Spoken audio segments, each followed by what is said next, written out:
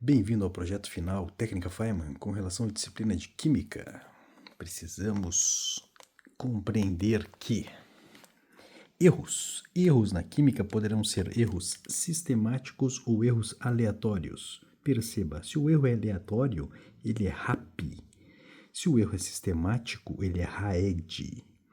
Se o erro é aleatório, ele é RAP por quê? Porque ele é R de randômico. Random é aleatório. Ele afeta a precisão e ele é RAPI de indeterminado.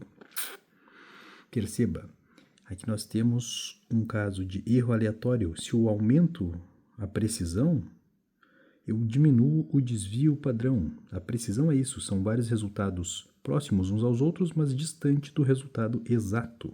Isso é precisão. E esses são os erros aleatórios. RAP, randômico indeterminado, afeta a precisão. Enquanto que os erros sistemáticos são os RAEDs. RAED por quê? Porque é R de repetitivo, é um viés constante, sempre acontece, algo que é sistemático, repetitivo, sempre constante.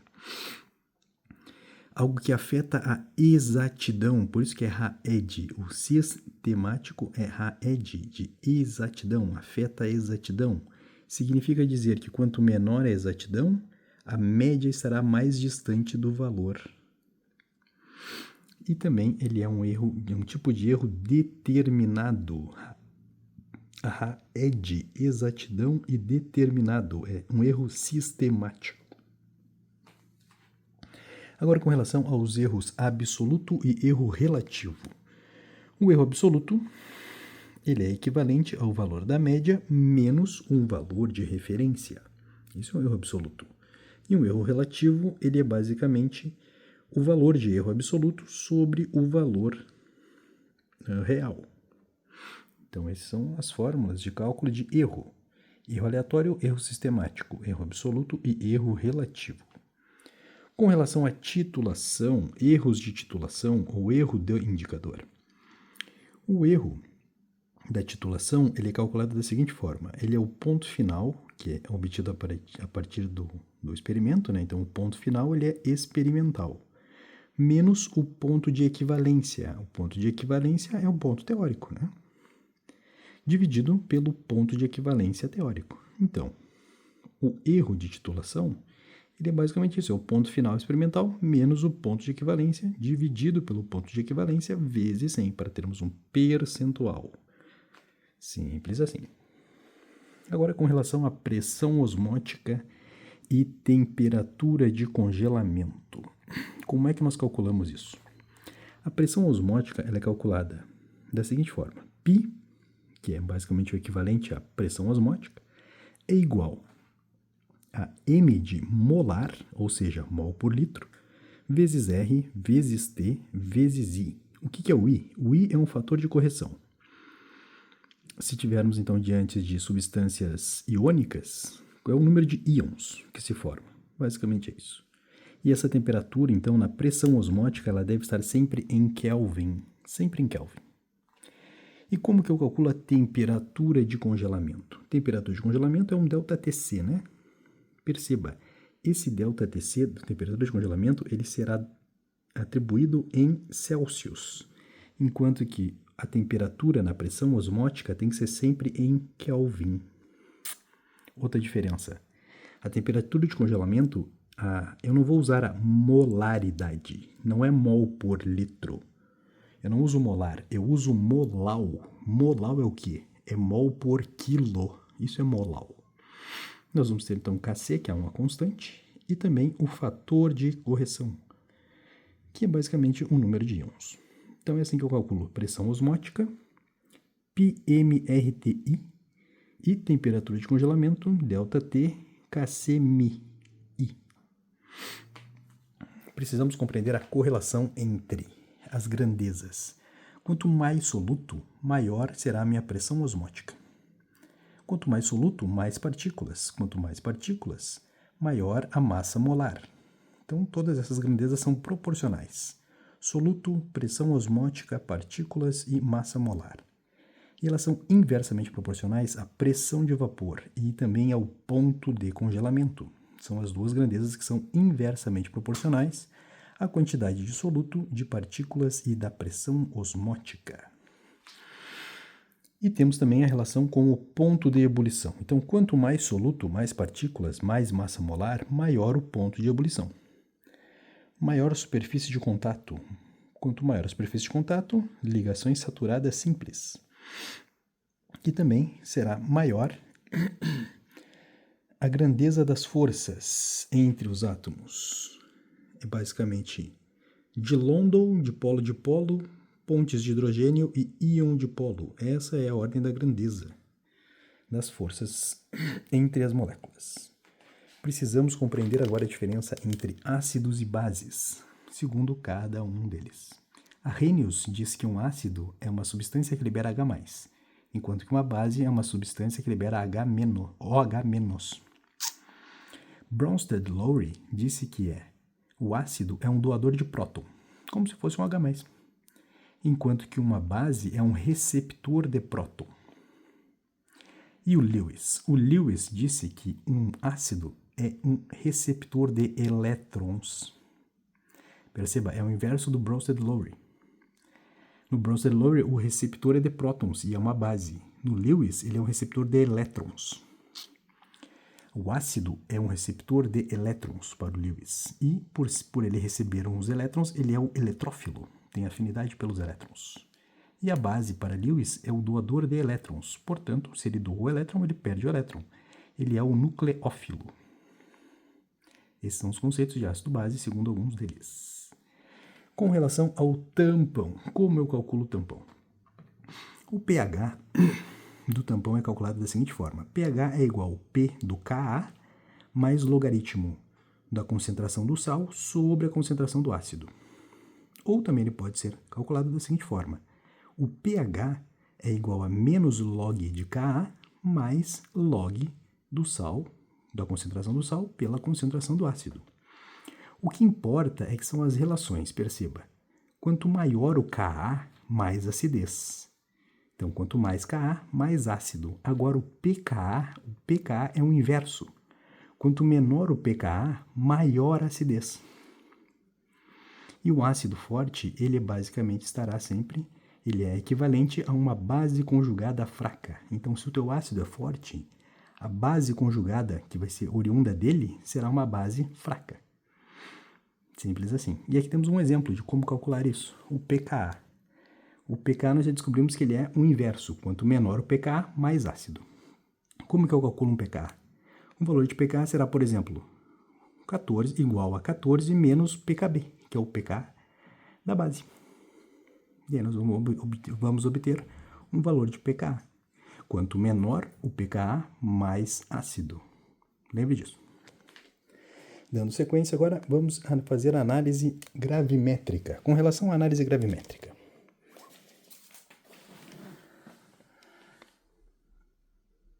A gravimetria, quanto maior a exatidão, maior a precisão e menor a sensibilidade. Ela é uma técnica que tem uma elevada exatidão e precisão, mas tem uma baixa sensibilidade. Quais são as etapas da análise gravimétrica ou da gravimetria? A primeira coisa que tu faz sempre é o preparo da amostra, sem exceção. Essa é a primeira etapa. A segunda etapa será uma precipitação química do analito.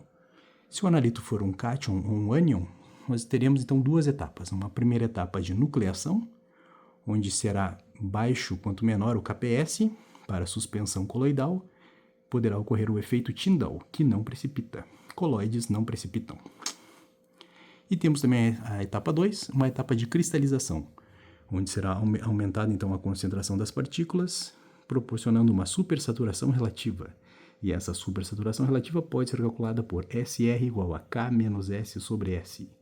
É uma forma de von Weimar. Então precisamos compreender que a primeira etapa é o preparo da amostra, a segunda é a precipitação do analito. Se for um coloidal, uma suspensão coloidal, ela não precipita. Depois, nós vamos ter a digestão e a filtração. Então, é PPDF. Fica fácil de lembrar, se você pensar em partidos políticos e Distrito Federal. PP no DF. E, por fim, LSP. Lavagem, secagem e pesagem. Então, preparo da amostra, precipitação, digestão, filtração, DF, LSP, lavagem, secagem, pesagem. E essas são as etapas de uma análise gravimétrica que tem elevada exatidão, elevada precisão e baixa sensibilidade.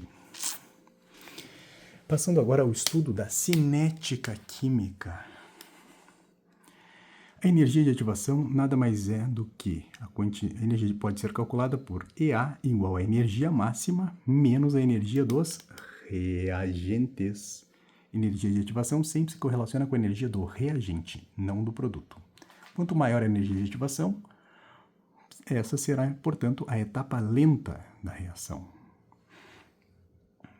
O catalisador. O que o catalisador faz? Ele só altera o mecanismo de reação. Ele só altera a energia de ativação. Ele diminui a energia de ativação e ele aumenta a velocidade da reação. Os promotores e os venenos, eles só afetam o catalisador. Então, diante de um promotor, o catalisador será amplificado. E diante de um veneno, o catalisador será afetado. E o que é o oposto de um catalisador? É um inibidor. O inibidor, ele faz justamente o oposto. Ele aumenta a energia de ativação e diminui a velocidade da reação. E como eu calculo a velocidade da reação? Pela seguinte equação. Velocidade da reação é igual a K vezes a concentração de A elevado a X vezes B elevado a Y. Sendo que a ordem da reação é sempre X mais Y, que são os coeficientes da reação. Cabe salientar que sólidos e líquidos não entram no cálculo da velocidade da reação. E temos também uma constante de equilíbrio. A constante de equilíbrio ela é calculada através da fórmula. Constante de equilíbrio é igual à concentração dos produtos elevado na M sobre concentração dos reagentes elevado na N. É sempre o produto pelo reagente. E se nós tivermos uma expressão, por exemplo, Azinho Azão mais Bzinho Bzão formando Czinho Czão, nós poderemos então atribuir uma fórmula que correlaciona as suas velocidades. A velocidade de Azão será dividido pelo Azinho e será igual à velocidade de Bzão sobre Bzinho, que será igual à velocidade de Czão sobre Czinho. A equação da velocidade é uma equação, na verdade, de primeira ordem. Basicamente será aquela equação de primeiro grau, y é igual a mx mais b.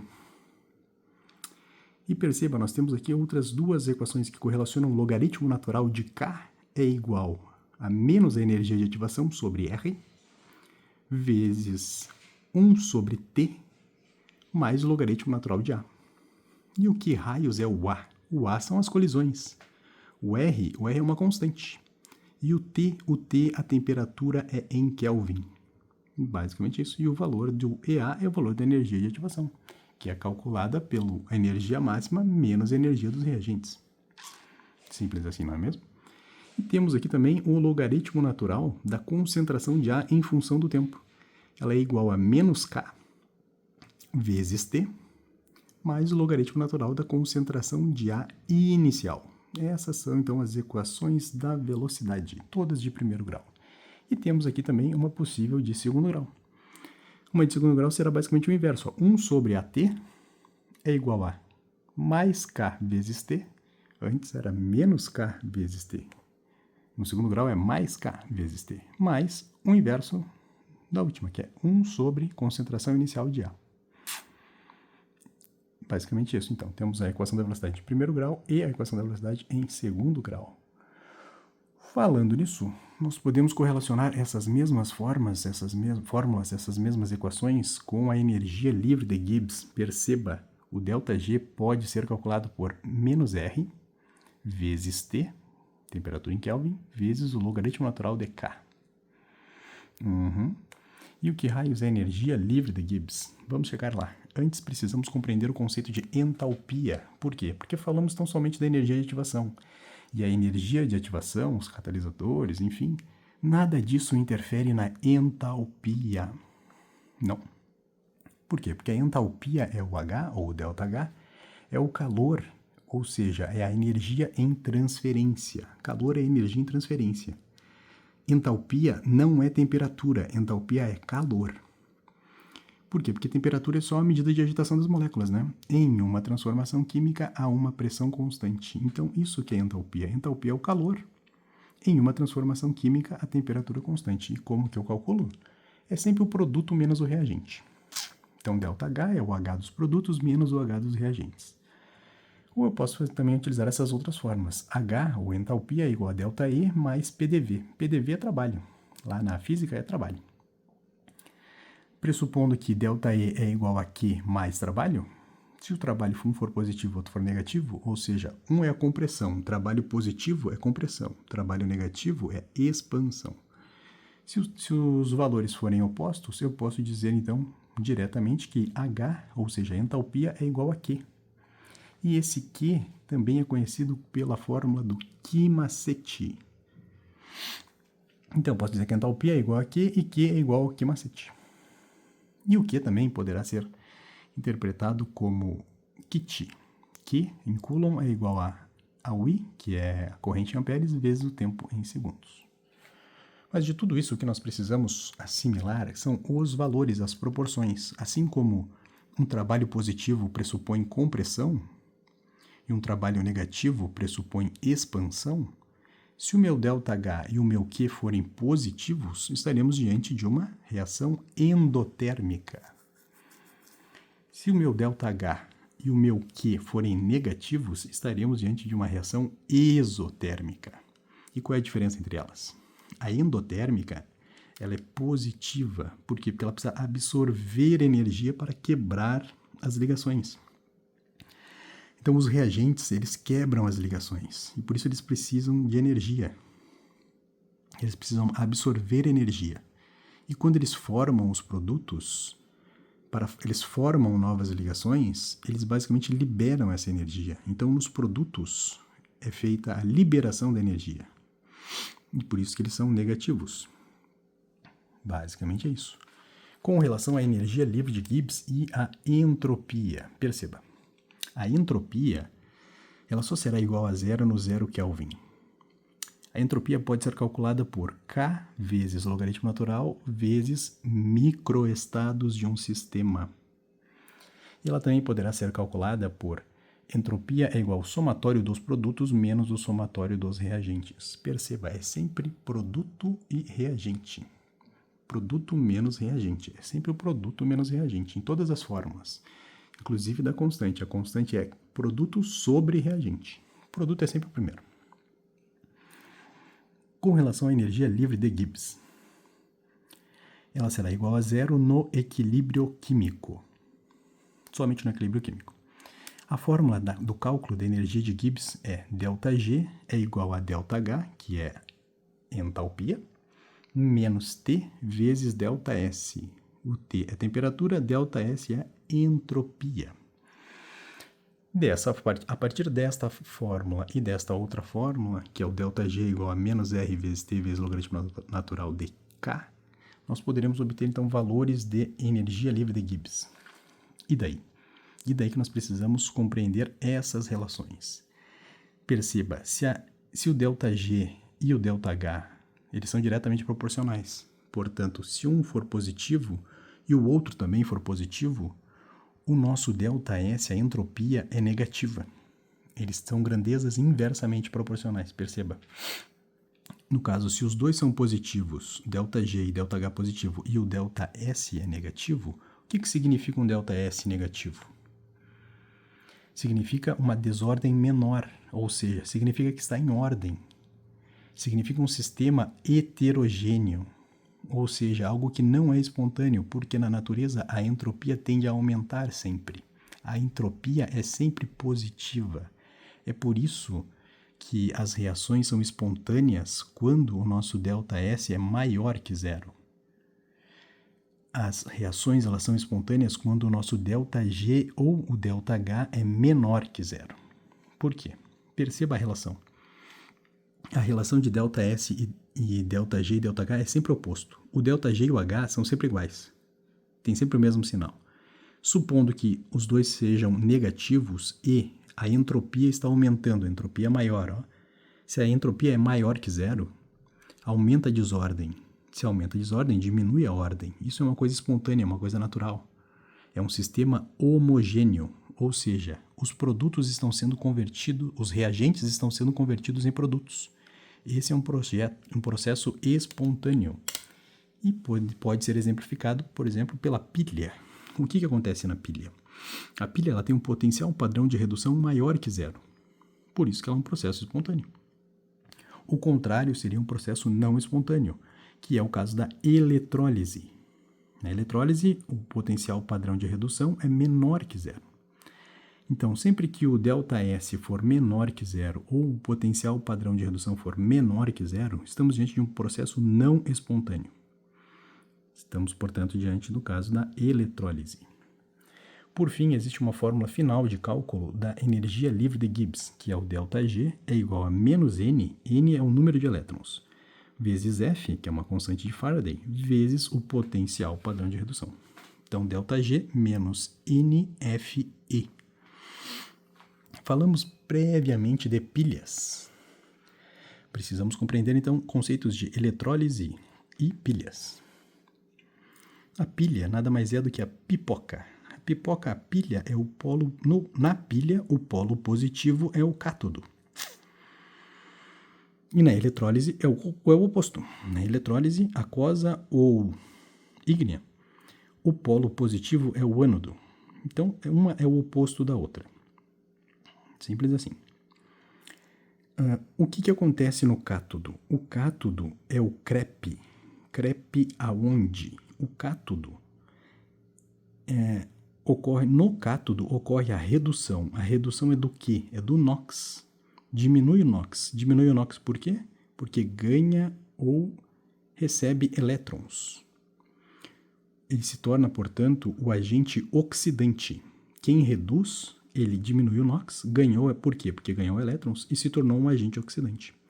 Tem o potencial padrão de redução maior. Sim, quem tem o potencial padrão de redução maior é quem reduz, não é mesmo? Simples assim.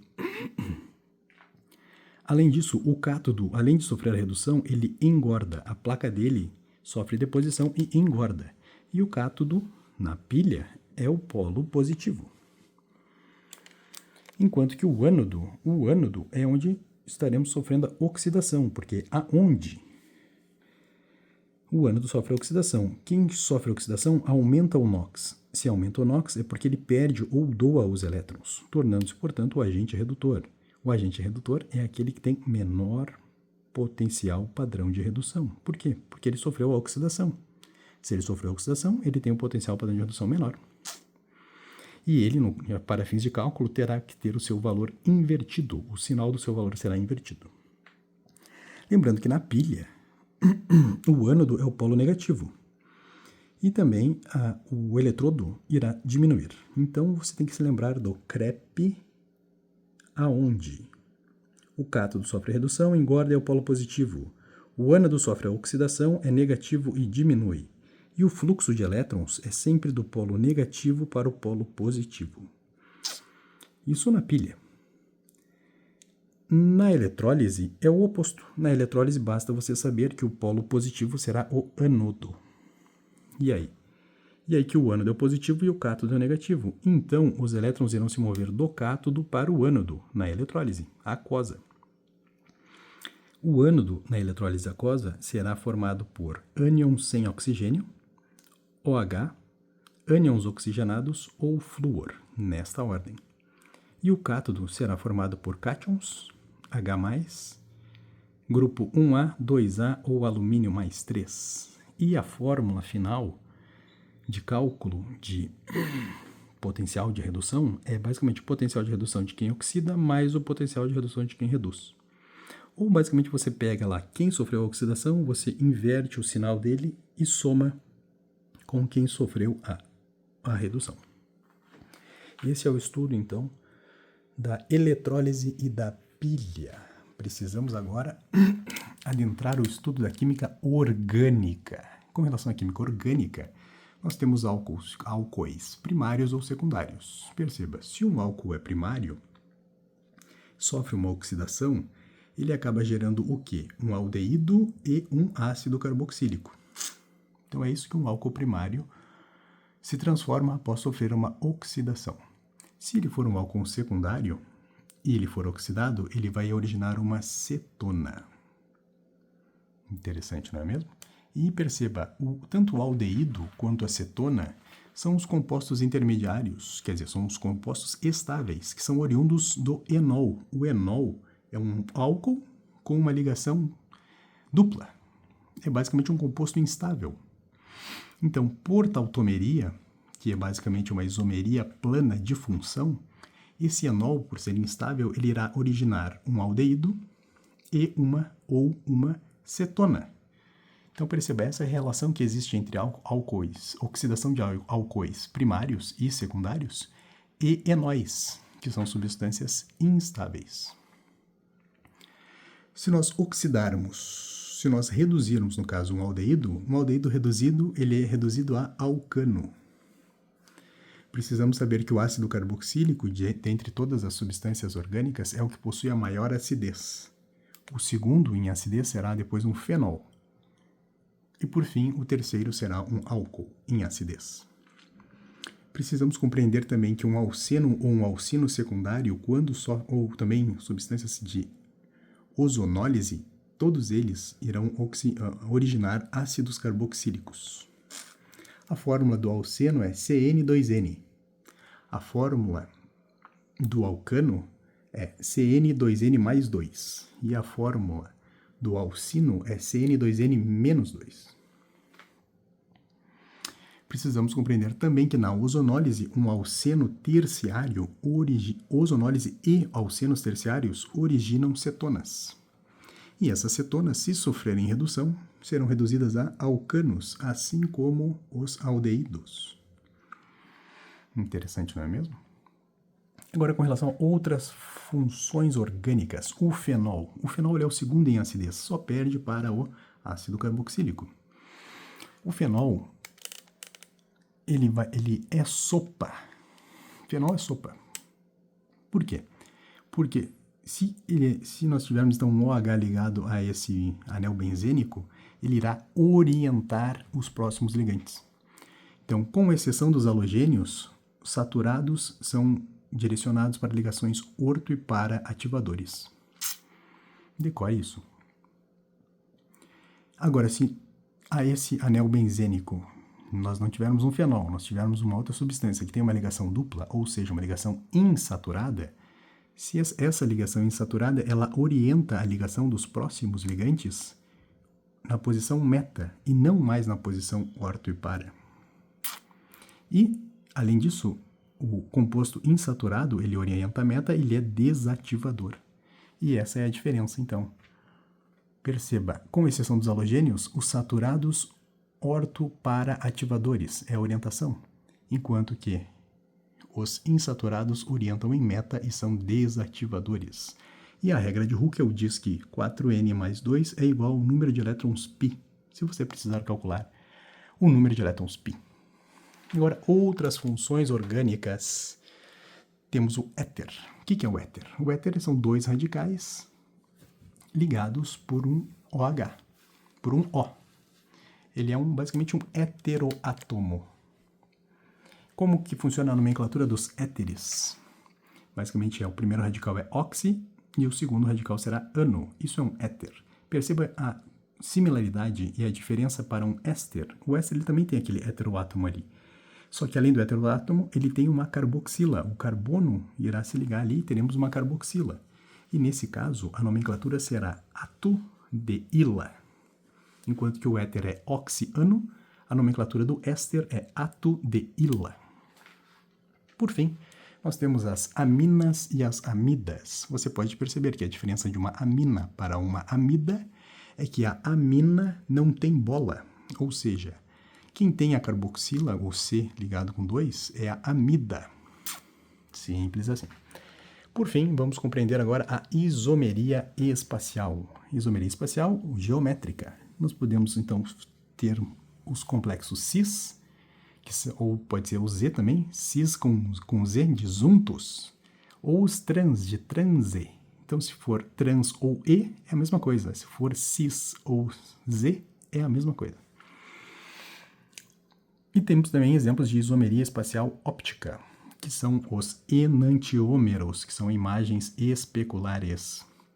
Perceba, enantiômero especular. diástero isômero não especular. E o composto meso, ele não desvia a luz polarizada. Caso sejam necessários calcular o número de isômeros ópticos ativos, você vai fazer por 2 na N, sendo N o número de carbonos quirais. E as misturas racêmicas são calculadas a partir de 2 na N, que é o número de carbonos quirais, dividido por 2. Simples assim. Isso que você precisa saber de isomeria espacial. Com relação à hibridização do carbono, perceba. Por que raios é SP, SP2, SP3, SP3D, SP3D2? Por quê? Porque os orbitais são assim, ó, é um S e um P, são 2 orbitais, portanto é um orbital SP. O que isso significa? Que tem 2 ligações, numa ligação S, uma orbital S, e na outra ligação P. Pode ser, então, 2 ligações duplas ou uma dupla e uma simples. Em ambos os casos, então, o SP irá determinar uma geometria linear de 180 graus. Interessante, não é mesmo? Caso se for angular, então será, sobrando elétrons no átomo central, teremos, então, uma molécula angular. Grave isso apenas. Com relação à hibridização sp2. Por que é sp2? Porque temos 3 orbitais. Um orbital s, 2 orbitais p. Portanto, spp ou sp2. Se você perceber, você está diante de um átomo com 3 ligantes, sendo que um deles é uma ligação dupla. Caracterizando, portanto, a geometria trigonal plano. sp2, geometria trigonal plano, com graus de 120 graus entre os seus ligantes. É possível também que um carbocátion seja interpretado como um sp2, uma vez que não há elétron sobrando nele. Então, ele está caracterizado tão somente como spp, ou seja, sp2. Agora, um sp3 é o caso de termos um orbital s e 3 orbitais p, spp, ou sp3. Perceba, um átomo está com seus 4 ligantes, que é o caso da geometria tetraédrica. É um spp, é sp3. A geometria tetraédrica do sp3 pressupõe ligantes a 109,5 graus. Isso se não sobrarem elétrons no átomo central. Caso sobrem elétrons no átomo central, estaremos diante então, de uma geometria piramidal, como neste exemplo aqui, ó, do NH3. Sobram um par de elétrons no átomo central, então a geometria não é mais tetraédrica, e sim piramidal. E o mesmo ocorre a um carboânion. Perceba a diferença do carbocátion para o carboânion. No carboânion sobra um par de elétrons. Portanto, ele vai ser spp, sp3. E como no carbocátion não sobram elétrons, ele é tão somente um spp, sp2. Essa é a diferença então do carbocátion e do carboânion em termos de hibridização e geometria. Se sobra elétrons, é piramidal no sp3. E se for um sp3d? Por que é sp3d? Porque temos 3 orbitais. Um s, 3p mais um d. Então, na verdade, é 1, 2, 3, 4, 5 orbitais. E essa geometria é determinada como uma geometria bipiramidal, se não sobrarem elétrons no átomo central. Caso sobrem elétrons no átomo central, a hibridização sp3d irá determinar uma gangorra, que é esse o exemplo demonstrado.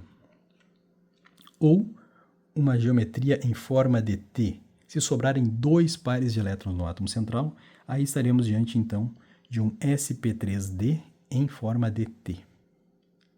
E, por fim, um sp3d2, que é a geometria do octaedro. Basicamente, nós teremos um S, 3 P's e 2 D's. SPPPDD, SP3D2. Se não sobrarem elétrons, no átomo central estamos diante, então, de um octaedro. Suponha que sobre um par de elétrons. Sobrando um par de elétrons no átomo central, estamos, então, diante de uma pirâmide de base quadrada, conforme o exemplo do bromo ali. Se sobrarem 2 pares de elétrons no átomo central, então estaremos diante de uma estrutura quadrado-planar, que é o caso da platina e do ouro. Então esses são os principais exemplos de hibridização. Agora estudaremos a relação dela de forças com relação ao campo forte e o seu spin. Perceba, quanto maior o campo, quanto o campo for mais forte, ele é maior. Ou seja, a orientação dos elétrons será por um spin baixo, porque o campo é muito grande para eles subirem lá para cima. Basicamente assim. Se o spin é baixo, os elétrons estão todos emparelhados aqui nos orbitais de baixo, né? Se eles estão emparelhados, perceba, é uma substância diamagnética, que não vai ser atraída pelo ímã, por exemplo. É diamagnético, não tem interação magnética. Serão substâncias que têm essa característica de campo forte e spin baixo, são substâncias quadrático-planar sp3d2. sp3d2 quadrático-planar, que é o caso da platina e do ouro, por exemplo. No exemplo aqui nós temos então cobalto ligado a CN6-3. Perceba, pela fila disposta, o CN está mais próximo então das substâncias com campo forte e spin baixo. Se o spin é baixo, os elétrons estão emparelhados, é uma substância diamagnética. Simples assim. Por outro lado, se o spin é alto, o campo é fraco. Perceba, se o campo é menorzinho, é fraco, o spin, os elétrons eles podem ser emparelhados, então, lá em cima, nos orbitais de cima, causando, portanto, um desemparelhamento deles, tornando, portanto, essa substância paramagnética, ou seja, afetada por ímãs. Paramagnético é por quê? Porque os elétrons estão desemparelhados. Se os elétrons estão desemparelhados, o campo magnético tem atração, tem poder sobre essa substância. E quais são essas substâncias? Principalmente as tetraédricas sp3. sp3 tetraédricos. Podem ser também as piramidais ou os carboânions. Todos eles são sp3. Por fim, a teoria de valência de Werner, ela diz que a primeira valência é o NOx e a segunda valência é o sítio de coordenação, ou seja, um número de átomos ligados ao íon metálico. Precisamos compreender esta escala aqui, ó. Com relação ao campo fraco, vem lá desde o cloro, flúor, água, NH3, até chegar no cianeto. O cianeto, o N2 e o En estão lá no campo forte. Decore essa sequência, esta fila de reatividade. Com relação a essas questões de reatividade, então quem é mais reativo? Os dois casos. Se tu for mais eletronegativo, por exemplo, FON, cloro, bromo, iodo, enxofre, carbono, fósforo e hidrogênio. São mais eletronegativos, são mais reativos. Os mais eletropositivos também são. E segundo essa fila de reatividade, deve ser obedecido. Perceba, quem é menos reativo, lá está, ó. Platina, ouro, paládio, AgCu. São substâncias, então, menos reativas. Apenas tenha conhecimento dessa fila de reatividade. Com relação, então, às reações, as reações de síntese ou adição são reações de formação, enquanto que reações de decomposição ou análise são reações de decomposição. Reações de simples troca ou deslocamento são sinônimos. Então, síntese, adição e formação são sinônimos. Decomposição e análise também são sinônimos e simples troca ou deslocamento também são sinônimos. Compreendendo, então, as soluções. Quanto maior a temperatura, maior solubilidade das soluções endotérmicas. Então, se tu aumenta a temperatura, a endo solubiliza melhor e a exo diminui a solubilidade. Em um gráfico de solubilidade, então, a curva irá demonstrar o ponto de saturação. Então, quem estiver dentro da curva, no gráfico será uma substância saturada. Abaixo dela serão substâncias insaturadas. E acima serão supersaturadas. E essas supersaturadas elas poderão ser misturas com corpo de fundo ou misturas solúveis. Basicamente, isso que você tem que saber com relação a gráficos de solubilidade. A diluição, se for do mesmo soluto ou do mesmo solvente, basta você fazer C1V1 igual a C2V2. Em caso de titulação, ou seja, você titula algo que tem um soluto ou um solvente diferente, né? É por isso que você titula. E aí você precisar utilizar, então, a lógica do reagente limitante. Com relação às substâncias puras e compostas. Substâncias puras são aquelas que estarão constituídas por apenas um átomo. Por exemplo, O2. O2 é uma substância pura. Enquanto que uma substância composta, por exemplo, a água. A água tem 2 tipos de moléculas a constituindo. 2 tipos de elementos a constituindo. A água destilada pode ser considerada uma substância pura. O que define a substância é basicamente pontos de fusão e ebulição definidos. Isso é a substância. A água destilada é considerada uma substância composta por ter ponto de fusão e ebulição definidos, enquanto que as misturas poderão ser homogêneas ou heterogêneas. Uma mistura, ela basicamente vai apresentar uma variação do seu ponto de fusão, do seu ponto de ebulição e também da sua densidade. Por isso, é uma mistura e não é mais uma substância. Exemplos de misturas homogêneas. Toda solução é uma mistura homogênea, portanto, ela estará composta tão somente de uma fase. A dimensão dela será menor do que 1 nanômetro. A água mineral é uma mistura homogênea, enquanto que a água destilada é uma substância composta, porque a destilada ela tem ponto de fusão e ebulição definidos. Agora, a água mineral tem minérios além da água. Isso promove a variação do ponto de fusão e do ponto de ebulição. Outro exemplo de mistura homogênea, o ar atmosférico e o ouro 18 quilates. Perceba, uma mistura homogênea, ela pode caracterizar um sistema homogêneo se estivermos diante de apenas uma fase ou de um estado físico. Um sistema ele é determinado pelo seu número de fases e número de estados físicos. Isso determina um sistema. No caso de misturas heterogêneas, por exemplo, elas terão 2 fases, e a dimensão delas será de 1 a 10 na 3 nanômetros, que é o caso do sangue, suco, colóides, leite. Essas substâncias, apesar de parecerem ser homogêneas, na verdade elas são heterogêneas, porque elas têm 2 fases. Basta que você faça uma centrifugação simples e você vai perceber isso. As misturas heterogêneas constituem sistemas heterogêneos, por possuírem 2 fases ou 2 estados físicos. Então, mesmo que você tenha uma água líquida mais gelo, nesse caso você estará diante de um sistema heterogêneo, porque você está diante de 2 estados físicos. Interessante, não é mesmo?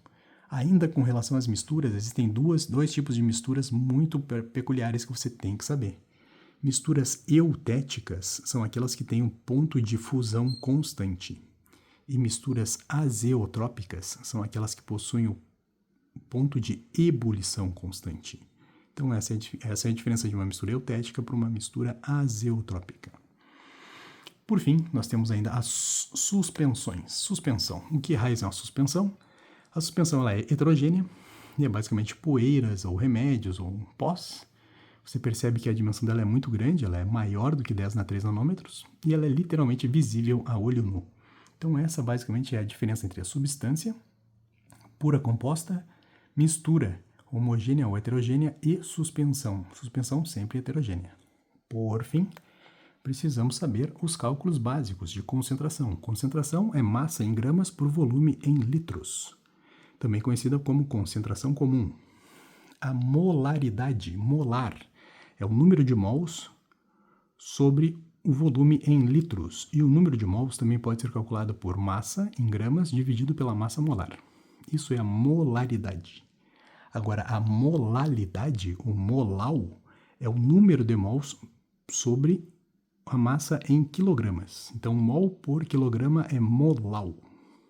E por fim, a fração molar ela é calculada pelo número de soluto sobre um número de solvente. Um N de soluto sobre um N de solvente.